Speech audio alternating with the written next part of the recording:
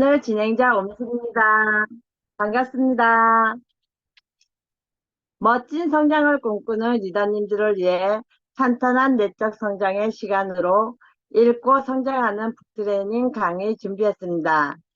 9월의 책 아주 작은 습관의 힘, 그 네 번째 시간으로 박동채 강사님을 모시겠습니다.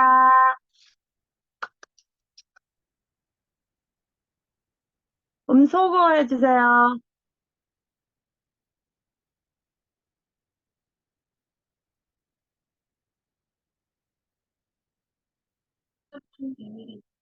피디님,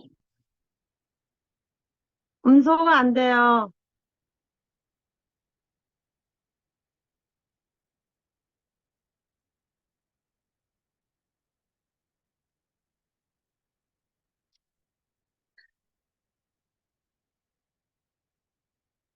네, 이제 허락해 주시네요. 안녕하십니까? 9월에 책 읽어주는 여자 박동치입니다. 오늘 마지막 시간이니만큼 저에게 말고 책에 다 집중해 주시고요. 제 목소리가 제주에 가서 얼마나 소리를 지르고 풀파티에 열중하고 했던지 목소리가 조금 갔어요. 네, 이것도 열정이라고 양해해 주시고 오늘 좋은 시간 30분 동안 함께 하겠습니다. 자, 아주 작은 습관의 힘, 그 네 번째 시간입니다. 네, 273페이지 우리 한번 볼까요? 네, 습관에도 적성이 있답니다. 자, 여기 앞에 그 스토리텔링은요, 우리가 너무 잘 아는 마이클 펠프스 수영 선수죠. 굉장히 많은 기록을 가지고 있는 그 사람과 육상 선수인 히샴 엘 게르주라는 이 사람의 이야기가 잠깐 나와요. 그런데 이 펠프스랑 이 엘 게르주가 키가 20cm가 차이 나거든요. 그런데 바지 길이가 똑같아요. 예, 그게 무슨 얘기냐면 펠프스는 허리가 길고 이 게르주는 다리가 굉장히 긴 타입이랍니다. 그게 무슨 얘기냐? 이 사람들이 굉장히 좋은 기록을 가지고 가진 메달리스트들이지만 그 사람은 자신에게 맞는 자기 체격에 맞고 체형에 맞는 좋은 종목들을 선택했기 때문이라는 거죠. 그래서 발휘가 될 수 있는 곳을 선택을 했다는 건데요. 자, 275페이지 두 번째 단락 보시면 성공 가능성을 극대화하는 비결은 경쟁할 분야를 제대로 선택하는 것이다. 그리고 스포츠든 비즈니스든 분야에 최적화된 습관이 존재한다. 우리는 우리의 태생적 성향과 능력이 어떤 습관과 일치할 때 우리는 더 수월하게 그 일을 해낼 수 있고 만족감도 커서 그 일을 계속하게 된다. 마이클 펠프스가 수영장에 있고 엘 게루즈가 육상 트랙에 있듯이 우리 역시 자신에게 유리한 게임을 하고 싶어 한다. 네, 그렇죠. 자, 그러나 자, 다음 페이지 한번 볼까요? 276페이지 아래에서 두 번째 단락 보시면요. 내과 의사 거버 메이트는 이렇게 썼다. 유전자는 어떤 성향을 갖게 만들기는 하지만 미리 결정하지는 않는다. 따라서 유전적으로 성향이 맞는 분야는 습관을 쉽게 만들 수 있다. 중요한 점은 자신의 열정을 깨우고 타고난 능력에 부합하는 곳에서 노력하는 것, 자신의 능력이 발휘될 만한 곳에서 야심을 불태워야 한다는 것이다. 네, 펠프스가 굉장히 수영을 잘해도 올림픽 종목에 수영이 없다면 그 사람은 이름을 떨칠 수 있었을까요? 없었겠죠. 그러니까 개인의 유전적 성향, 잘하는 것, 가지고 있는 장점 굉장히 좋지만 그것을 열심히 했을 때 발휘가 잘 되는 그런 환경을 어, 어, 선택하는 것도 굉장히 중요하다는 얘기입니다. 277페이지 나에게 딱 맞는 습관은 따로 있다. 자, 맨 아래 보시면요. 성격에 관해 가장 입증된 과학적 분석은 빅5로 행동을 5가지 스펙트럼으로 분류한 것이다. 이제 범위를 결정을 하는 거죠. 그러니까 사람의 행동을 5가지 패턴으로 체킹을 하는 거예요. 첫 번째가 경험에 대한 개방성. 이게 경험에 대한 개방성이라는 거는 어떤 사람이 이 경험에 대한 개방성이 호기심이 많고 창의적인 것에서부터 아주 신중하고 일관된 것까지 그 범위를, 그 스펙트럼을 얘기하는 거예요. 그러면 내가 어떤 사람을 보겠다, 어떤 사람을 분류를 한번 해보겠다 했을 때 이 경험에 대한 개방성은 호기심 많고 창의적인가, 신중하고 일관된가, 그것을 우리 그래프로 한번 체크를 해보는 거죠. 라디오 볼륨 조절하듯이. 자, 그리고 두 번째 보시면, 자, 성실성은 조직적이고 효율적인 것에서 느긋하고 즉흥적인 것까지, 그렇게 우리 흔히들 그런 그래프들 많이 보잖아요. 그죠? 이쪽과 가장 왼쪽과 가장 오른쪽, 가장 왼쪽이 조직적이고 효율적인 거라면 가장 오른쪽은 느긋하고 즉흥적인 것. 이런 식으로 그래프를 한번 만들어서 그 사람은 혹은 나는 어느 정도의 숫자의 수치에 있는지 확인을 한번 해보는 겁니다. 외향성도 사교적이고 활동적인 것, 그리고 고독하고 내성적인 것까지.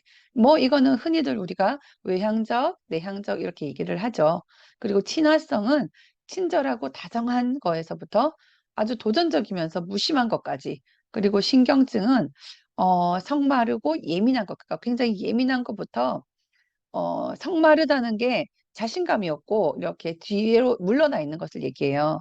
그러면서도 예민한 거에서부터 자신감이 있으면서 안정적인 것까지, 이렇게 다섯 가지 분류를, 스펙트럼을 어, 이렇게 결정을 하는 거예요. 범위를. 그래서 이런 것으로 다섯 가지로 성격들을 체크를 하는 것도 가장 이 사람은, 작가는 빅파이브라고 해서 성격에 관해 가장 입증된 과학적 분석이라고 얘기하거든요. 그래서 여러분들 내 것 혹은 내 팀의 것을 이렇게 그래프를 하나 만들어 가지고 체크를 한번 해보시는 것도 좋을 것 같습니다. 이 아래는 그 설명이 나와 있고요. 279페이지 위에서 두 번째 단락, 습관은 성격 하나만으로 결정되지는 않지만 유전자가 우리를 특정한 방향으로 몰고 간다는 사실에는 의심의 여지가 없다. 내 안에 깊이 뿌리 박혀 있는 선호도에 따라 어떤 행동을 남들보다 더 쉽게 할 수 있는 것이다. 이런 차이에 대해 유감스러워하거나 자책해서는 안 된다. 그것들과 함께 살아나가야 한다. 예를 들어 성실성 지수가 낮은 사람은 태생적으로 정리정돈을 잘 못하는 경향이 있다. 이들은 좋은 습관을 유지하려면 설계된 환경에 더 크게 기대야만 한다. 그래서 내가 이런 습관이 있으니까, 나의 스펙트럼이 이러니까 뭘 포기하라? 그 뜻이 아니죠. 그죠? 더 잘 알고 자신을 설계하라는 이야기인 것 같습니다. 자, 280페이지 볼까요? 중간에 잘하는 일과 좋아하는 일의 사이. 우리도 늘 고민하고 갈등하는 부분이잖아요. 맨 아래쪽을 보시면 280페이지. 자신에게 맞는 습관을 선택하라. 그러면 그 과정이 쉬워진다. 자신에게 맞지 않는 습관을 선택하면 인생이 힘겨워진다.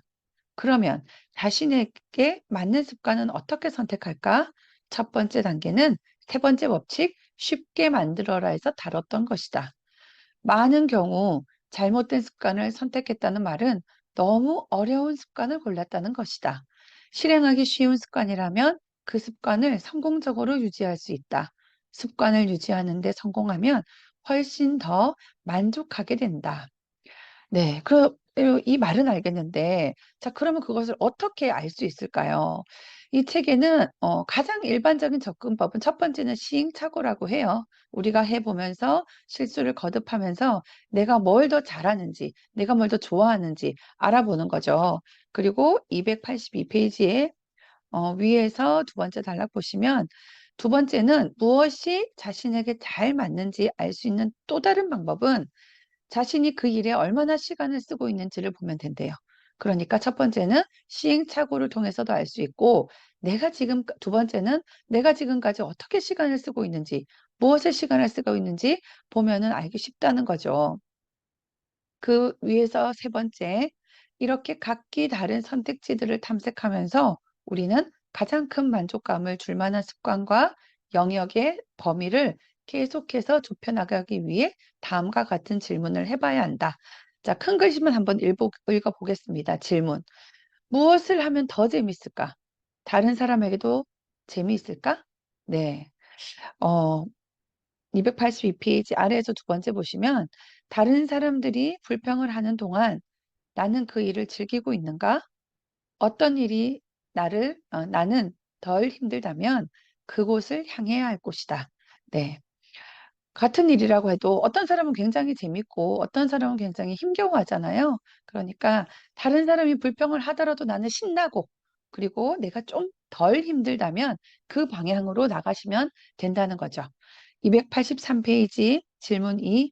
무엇이 시간 가는 걸 잊게 하는가? 이제 몰입에 관한 거예요. 어떤 일에 집중했을 때 몰입하게 되는 정신적 상태인데 이 상태에 들어가면 나머지 세계는 희미하게 사라져 버린다. 그래서 우리가 몰입을 하면 회복 탄력성도 좋아지고 굉장히 집중력도 좋아진다고 얘기를 하잖아요. 그런데 이 몰입을 할 줄을 모르면 만족감도 얻지를 못한다고 얘기를 하네요. 그리고 뭐 질문 세 번째도 있고 그런데 저는 네 번째 굉장히 중요하다고 생각합니다. 무슨 일이 자연스럽게 다가오는가? 자, 283페이지 아래에서 네 번째 줄 보시면요.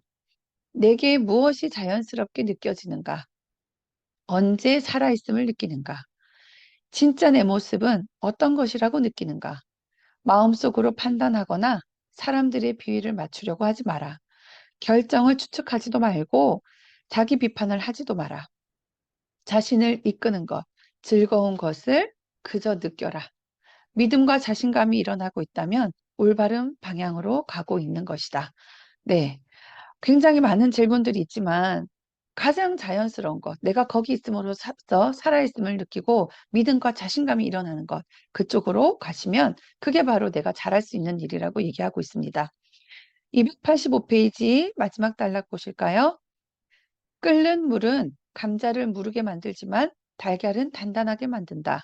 우리는 자신이 감자인지 달걀인지 결정할 수 없지만 더 단단해지는 게임, 더 단단해지는 게 나은 게임과 더 물러지는 게 나은 게임 중 어느 쪽을 선택할지는 결정할 수 있다. 자신에게 더 친화적인 환경을 찾을 수 있다면 자신과 맞지 않는 환경을 친화적인 환경으로 변형시킬 수도 있다. 자, 네, 죄송합니다. 네, 자기가 내가 내가 달걀인지 감자인지 결정할 수 없지만 뭐가 좋고 나쁜 것은 내가 환경을 어떻게 느끼는 건 결정할 수 있다는 거죠.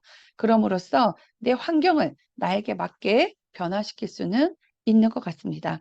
286페이지. 네, 네, 제가 너무 좋아하는 것들이에요. 표현이에요. 유전자. 바꿀 수 없다면 이용하라. 유전자가 이토록 많은 부분을 결정짓는다면 혹시 노력은 소용없는 것이 아닐까? 그렇지 않다. 오히려 유전자는 노력을 명확하게 만들어준다. 유전자는 우리가 무엇에 애를 써야 하는지 알려준다. 자신의 강점을 깨달으면 어디에 시간과 에너지를 써야 할지 알게 된다.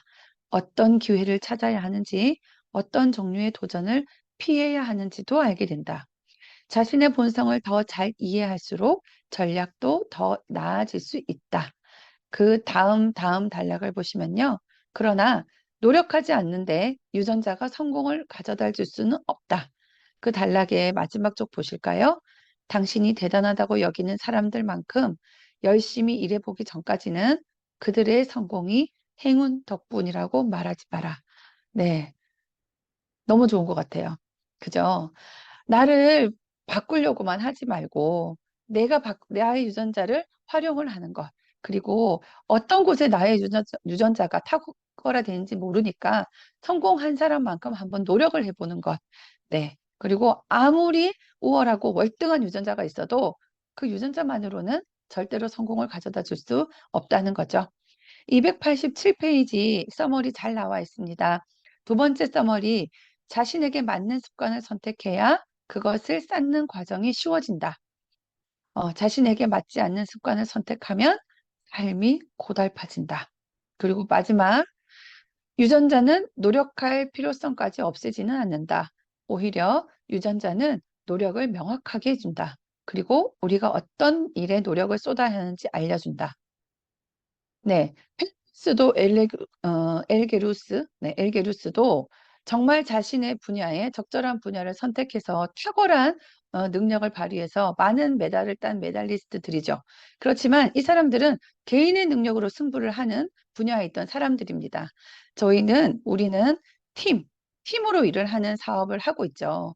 이 팀은 장점을 발휘해서 시너지를 업시키는 일입니다. 그래서 내가 잘하는 것을 인정받을 수 있는 환경에서 함께 노력하면 될 것 같습니다. 자, 288페이지 보실까요? 네, 해내는 힘은 어디서 오는가? 누구나 궁금해하죠. 어떻게 그걸 지속할 수 있는지. 여기 스토리텔링은요, 스티브 마틴이라는 미국의 그 당대 최고의 인기를 누렸던 코미디언 이야기가 잠깐 나와요. 이 사람은 그 캘리포니아의 디즈니랜드가 막 개장했을 때 정말 여행 가이드 책을 판매하는 일로 시작해서 고작 13살 때요. 시작을 해서 정말 그 분야에서 조금씩 조금씩 자신을 업그레이드 시키면서 계속 도전해서 결국에는 미국에서 가장 유명한 코미디언이 되기까지의 스토리를 나타내고 있습니다. 이 마틴 이야기는요, 뭐, 오랜 기간 꾸준히 일을 했을 때 어떤 놀라운 성과를 가지고 오는지 그 이야기를 하는 건데요. 자, 290페이지 맨 위에 단락의 마지막 부분 보시면요. 그의 말에 따르면 10년은 배우면서 보냈고 4년은 배운 것을 수련하며 보냈고 다음 4년은 엄청난 성공을 누렸다. 우리 대부분이 동기를 계속 유지하는 것조차 힘들어하는데 마틴과 같은 사람들은 어떻게 계속 자신의 습관을 유지해 나갈 수 있었던 걸까? 유머를 하든 연습을 하든 만화를 그리든 기타를 연주하든 어떻게 해야 습관을 잃지 않고 계속해서 할 수 있을까? 과학자들은 수년간 이 문제를 연구하고 있는데 지금까지 많은 것이 밝혀졌지만 그 중에서도 지속적으로 확인되는 내용 하나가 있다. 바로 동기를 유지하고 욕망을 최고로 달성하는 방법은 관리 가능한 수준의 어려운 일을 하는 것이라는 사실이다. 네, 이 사람을 보면 조금씩 조금씩 아주 조금씩 자신을 발전시켜 나갔어요. 그래서 어, 이 단락에서 강조하는 것들은 너무 어려운 계획을 잡지 말고 내 능력에서 조금 어려운 내가 조금 더 노력하면 할 수 있는 것을 목표로 잡으라는 얘기죠. 이걸 바로 골디락스 법칙이라고 하는데요. 291페이지 두 번째 단락. 골디락스 법칙이란 인간은 자신이 할 수 있는 적합한 일을 할 때 동기가 극대화되는 경험을 한다는 것이다. 지나치게 어려워서도 안 되며 지나치게 쉬워서도 안 된다. 딱 들어맞아야 한다. 마틴의 코미디 인생은 골디락스 법칙을 실현한 훌륭한 예라고 할 수 있다. 다음 페이지를 한번 보시면 골디락스 법칙이 이렇게 그림으로 나와 있어요. 이 습관의 난이도가 있고 동기가 있고요. 그쵸? 그런데 그 습관의 난이도는 내가 가지고 있는 동기보다 조금 더, 내 난이도보다 조금 더 위에 있어야 향상이 된다는 겁니다. 그리고 지루하지도 않고 이건 실패할 거야. 이런 생각도 하지 않는 내가 가진 능력보다 아주 조금 위에 있는 거죠. 사실은 그런 것 같아요. 어떤 우리가 운동 경기를 해도 턱없이 너무 잘하는 사람하고는 하고 싶지 않잖아요. 그죠? 내가 이길 수도 있고, 내가 질 수도 있고, 그 정도. 조금 더 레벨이 높은. 우리 김연아와 아사다마오 선수도 서로가 그런 역할을 했기 때문에 긴 시간 최정상에 있을 수 있다고 하잖아요. 그래서 너무나도 터무니없는 게 아니라 이렇게 자신의 능력보다 조금 위에 있는 목표를 잡으시는 게 좋을 것 같습니다. 293페이지 마지막 단락 보시면 그런데 이 향상에는 정말 섬세한 균형이 요구된대요. 동기가 유지될 만큼 과정이 계속 진행되는 동안 우리는 자신을 극단까지 몰고 가는 도전을 규칙적으로 추구해야 한다. 어떤 행동이 계속해서 매력적이고 만족스러우려면 그 행동이 새로운 느낌을 계속 줘야 한다. 다양성이 없으면 지루해진다. 그리고 어쩌면 지루함이 자기 향상 과정에서 가장 최대의 적일 것이다. 네, 그렇죠. 이게 포인트죠. 내 일이 정말 자동화돼서 습관처럼 돼도 지루해지는 순간 발전이 없다는 거죠. 294페이지 보시면 전문가와 아마추어의 차이가 나옵니다. 네, 전문가와 아마추어의 차이. 자, 위에서 중간 정도 보시면요. 그 따옴표 안에 어느 시점에 이르러 매일같이 하는 훈련에서 오는 지루함을 견디는 게 관건이죠. 같은 리프트 동작을 하고 또 하는 겁니다. 네. 전문가와 아마추어의 차이는 지루함을 견뎌내고 하는 거래요. 295페이지 두 번째 단락 보시면 성공의 가장 큰 위협은 실패가 아니라 지루함이다. 네. 그리고 그 다음 단락 아래쪽에 보시면 마키아벨리는 이렇게 말했다. 인간은 어느 정도까지는 새로움을 욕망한다. 일이 잘 풀리지 않는 사람 못지않게 잘 살고 있는 사람 역시 변화를 바란다. 네, 내가 잘 살고 있건 못 살고 있건 이 그 지루함을 느끼지 않고 지루함은 최대의 적이기 때문에 계속 변화를 바라고 있대요.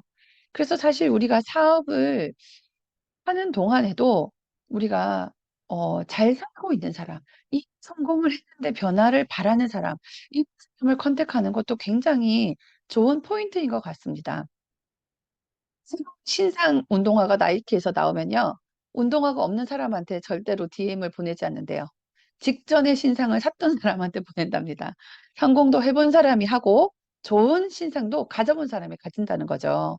그래서 인간은 잘 풀리든 잘 풀리지 않든 누구나 변화를 느끼기 때문에 우리도 이렇게 목표하는 곳을 뭘 해도 잘 안 되는 안타까운 사람이 아니라 뭘 해도 잘 해내고 있는 변화를 바라는 실험 정신이 강한 도전자를 만나야 될 것 같습니다. 자, 296페이지에 재미있는 얘기가 나와요. 마지막 단락 보시면 욕망의 스위트 스팟은 성공과 실패 사이에 중간 지점에 있대요. 원하는 것이 반 정도 달성된 시점이자 반 정도 남은 시점. 우리가 그 뭐 삼성, 현대, 대우 이런 그 창업자들의 그 자서전을 읽어보면 가장 열정적이고 즐거웠던 시기도 바로 반 정도 꿈을 이뤘을 때, 또 새로운 꿈이 있을 때, 이럴 때라고 나와 있잖아요. 그래서 성공을 완전하게 맛본 사람이 아니라 반 정도 성공에 다다랐을 때 가장 욕망이 불타오른다고 얘기를 해요.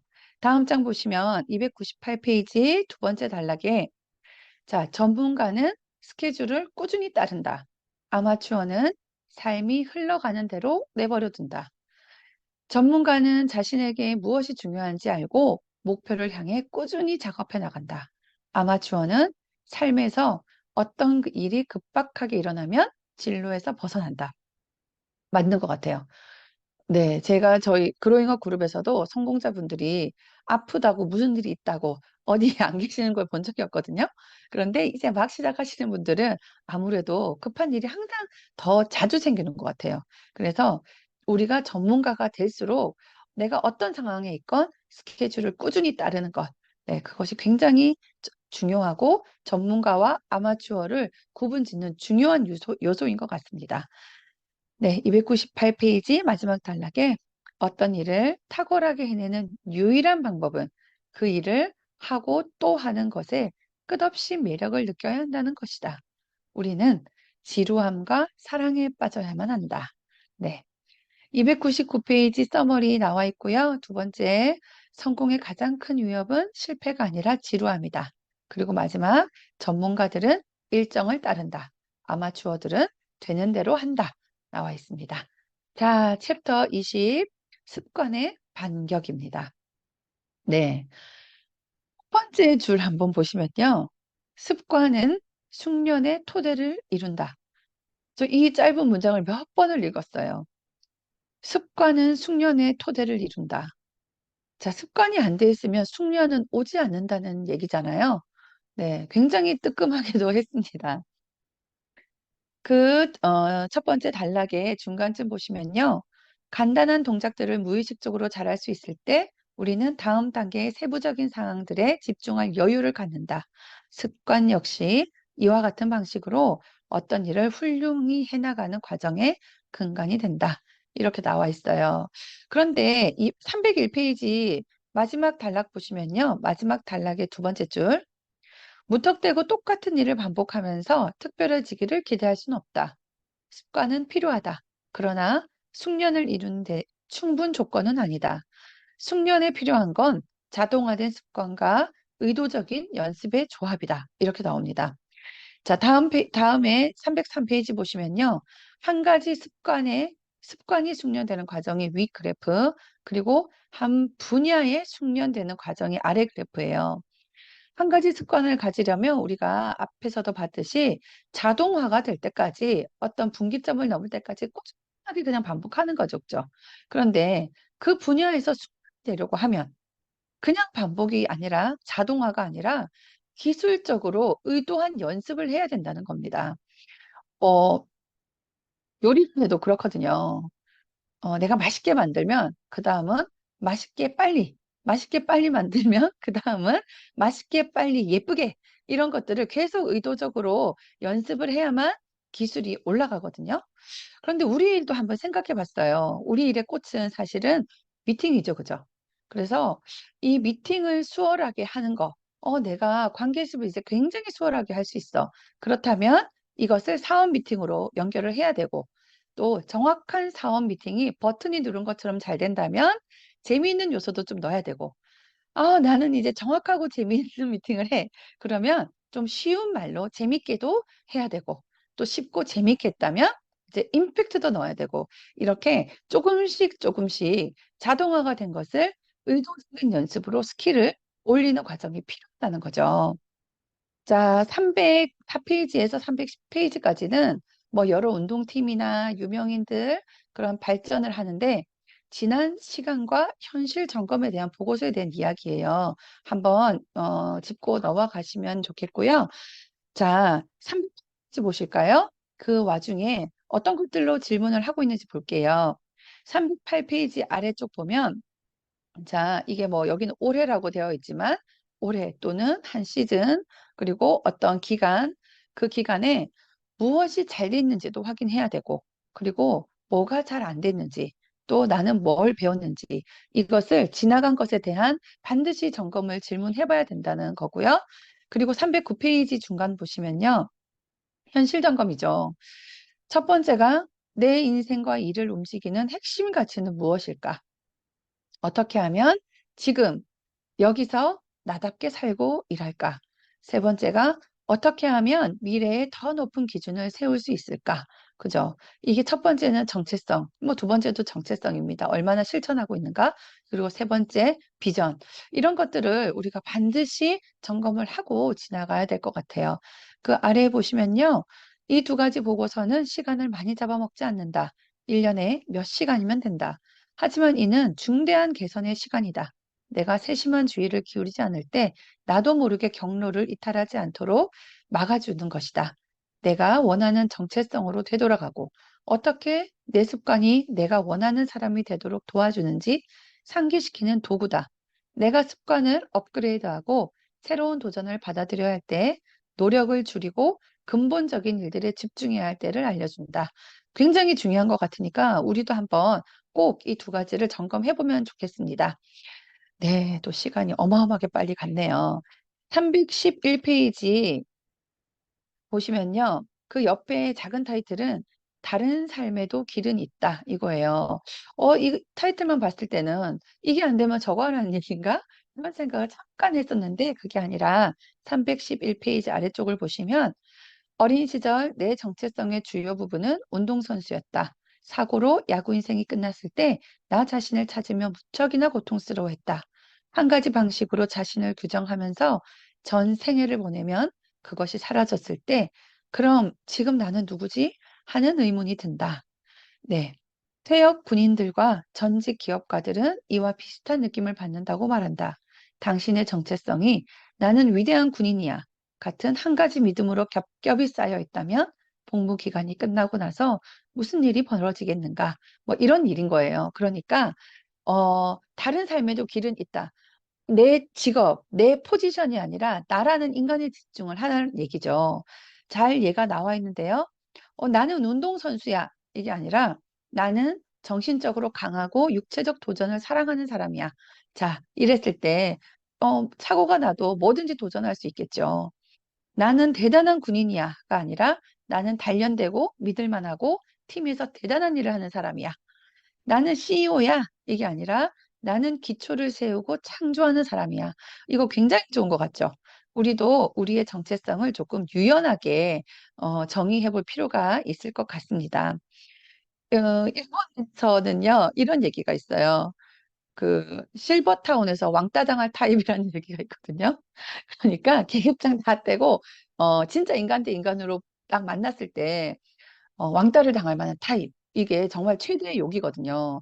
그래서 우리도 그런 이런 이제 환경적인 나의 포지션이 아니라 지금부터라도 유연한 나의 인간성, 정체성에 집중을 해야 되겠습니다.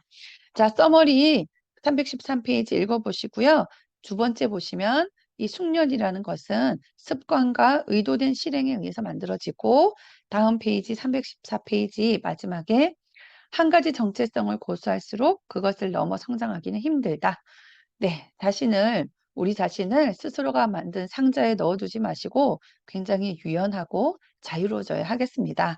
자, 315페이지죠? 100번만 반복하면 그게 당신의 무기가 된다. 이게 이제 이에요, 여러분. 엔딩이라서 제가 조금 한 1분 정도 읽겠습니다. 316페이지 위에서 세 번째 단락 보시면요. 습관 변화의 성배는 단 한 번의 1% 변화가 아니라 수천 번의 1% 변화다. 네, 수천 번을 계속 10%, 20%, 100%, 200% 올리는 게 아니라 같은 것을 1%를 계속 수천 번 하는 것이죠. 원자와도 같은 작은 습관들이 쌓여 무더기가 되면 전체 시스템을 이루는 각각의 기초 단위들이 된다. 네. 그래서 317페이지 위에서 두 번째 단락은요. 성공은 도달해야 할 목표나 결승점이 아니다. 발전하기 위한 시스템이고 개선을 위한 끝없는 과정이다. 이미 말했듯이 습관을 바꾸는데 어려움을 겪고 있다면 문제는 당신이 아니다. 문제는 당신의 시스템이다. 나쁜 습관들을 계속 반복되는데 이는 당신이 변화하길 원치 않아서가 아니라 잘못된 시스템을 갖고 있기 때문이다. 자, 그 다음 단락 위에서 네 번째. 때때로 습관을 기억해내기 어렵다면 분명하게 만들 필요가 있다.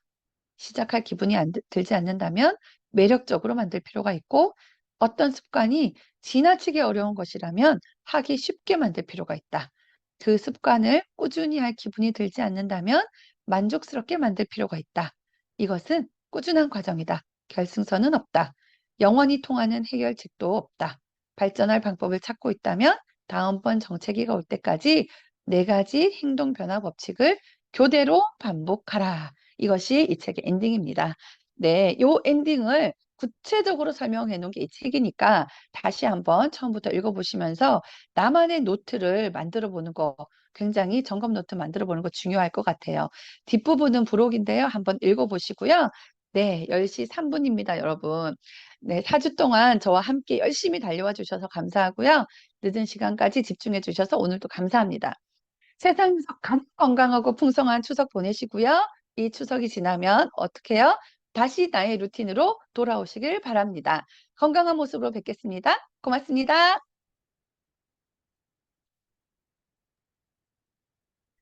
귀한 강의해주신 박동채 강사님 진심으로 감사드립니다. 다음 주 이 시간에도 10월의 책 성공의 8단계 그 첫 번째 시간으로 강의가 준비되어 있으니 잊지 마시고 꼭 함께 해주세요. 오늘 준비된 순서는 여기까지입니다. 여러분의 성공을 늘 응원하며 오늘의 진행자 오미숙이었습니다. 여기 계신 모든 분들 풍성한 한가위 보내세요. 줌 종료하겠습니다. 감사합니다. 안녕. 수고 감사합니다. 많으셨습니다.